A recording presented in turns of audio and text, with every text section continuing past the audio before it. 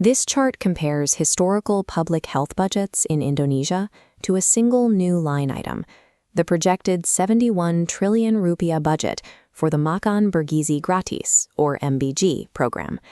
That translates to roughly $4.5 billion for a national free nutritious meal initiative. The stated target for this fiscal leap is the national stunting crisis.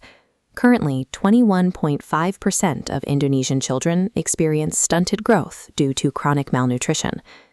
The timeline for MBG is highly compressed.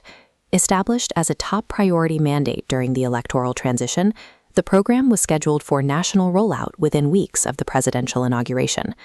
For a state program of this financial magnitude, standard procedure involves years of pilot programs, logistical stress tests, and independent cost-benefit analyses. The MBG program bypassed this deliberative process entirely. By committing the funds before finalizing the supply chain, MBG serves as a real-time stress test of Indonesia's state capacity. It pits the velocity of political promises against the physical limits of bureaucratic reality. Traditional policy formulation follows a linear timeline. Identify a problem, conduct studies, test logistics, then roll out. MBG inverted this sequence, moving directly from campaign promise to political mandate and straight into immediate execution. The political timeline overwrote the scientific one. Political scientists categorize this specific dynamic as the post-technocratic state. In a post-technocratic state, securing rapid political legitimacy and executing highly visible symbolic actions take precedence over evidence-based, data-driven planning. This paradigm forces state institutions to execute complex policies in reverse. Committing a 71 trillion rupiah budget before the daily logistics of food delivery are solved introduces immense structural risks to the national economy. To understand how a political mandate bypasses bureaucratic friction, policy analysts use John Kingdon's multiple streams framework. This diagram maps Kingdon's framework into 3 streams. The top pipe is the problem stream. For Indonesia, this stream is filled with objective data, high stunting rates, and an average daily deficit where citizens consume only 2,051 kilocalories per day. The middle pipe is the policy stream, representing available solutions like free school meal models in Finland or Brazil. The bottom pipe is the politics stream, which recently experienced a massive surge in pressure driven by populist promises. When the pressure in the politics stream peaked, it forced all 3 streams to converge simultaneously. This violently ripped open what Kingdon calls a policy window, allowing the administration to ram through a predetermined solution. Because this agenda was set from the top down, the state bypassed the comparative analysis of alternative solutions, like expanding existing social cash transfers. The nation was locked into a single, untested logistical path. That chosen path contains a distinct scientific discrepancy regarding its stated goal of ending stunting.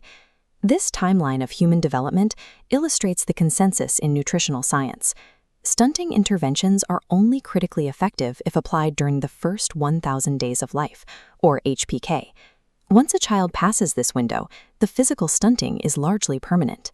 Despite this data, the MBG program allocates its massive resources heavily towards school-age children.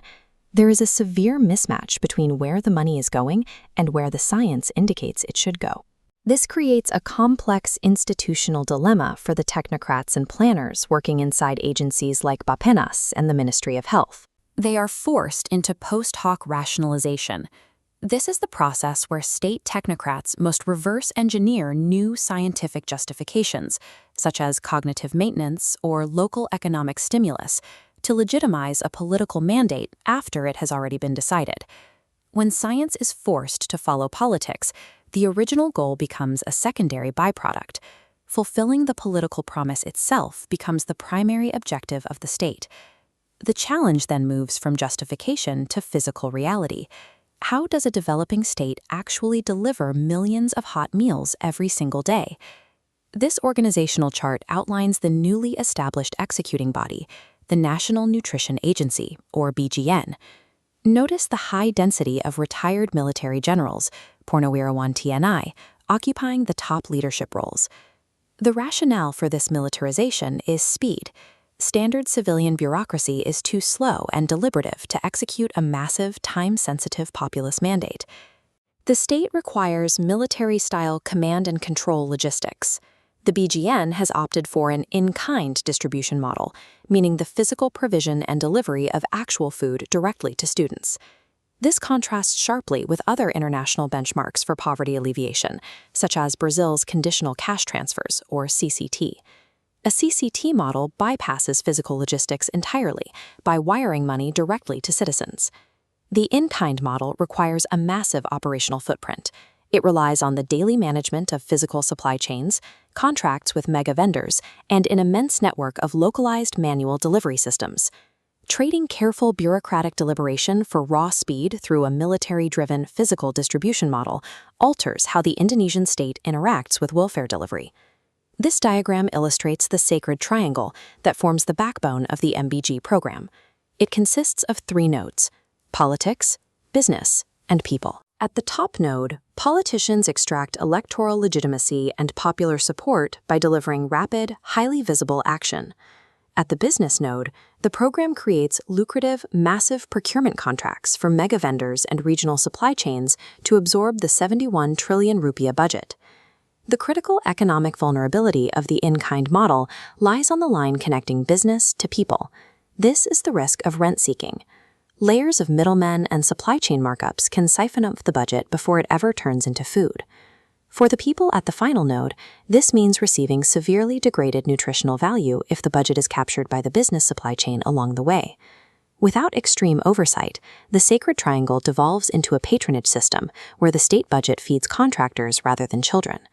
This hybrid political technocratic policy is already in motion. The budget is committed, and the rollout cannot be reversed. Because the vital ex ante, or pre-decision analysis, was bypassed, the state is forced to heavily over-index on ex post, or post-implementation, evaluation to survive. Technocrats must now implement aggressive mitigations. The state needs to digitize the supply chain through e-catalogs to bypass local rent seekers and ensure transparent procurement. Evaluation metrics must shift away from logistical vanity numbers, like how many boxes were delivered, to strict, scientifically measured caloric and economic outcomes. In a post-technocratic state, populist mandates are a fixed reality. The survival of the policy and the national budget depends entirely on whether sidelined technocrats can build systemic safeguards while the program is already in freefall.